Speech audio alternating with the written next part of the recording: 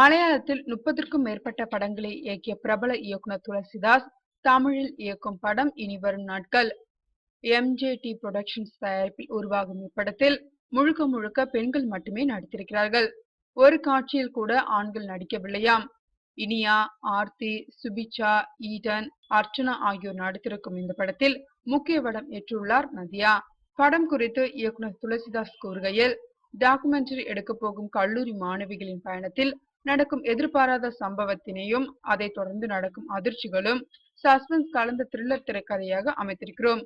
பெண்களுக்கு நடிப்பில் முக்கியத்துவம் எல்லா படங்களிலும் கிடைத்து விடுவதில்லை.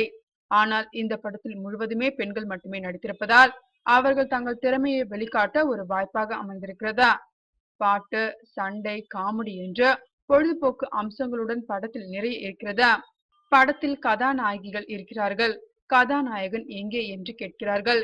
என்னை பொறுத்தவரை படத்தின் திரைக்கதையே நாயகன் என்றார். படப்பிடிப்பு கம்பம், நாகர்கோவில், தேக்கடி உள்ளிட்ட பகுதிகளில் நடைபெற்று வருகிறது.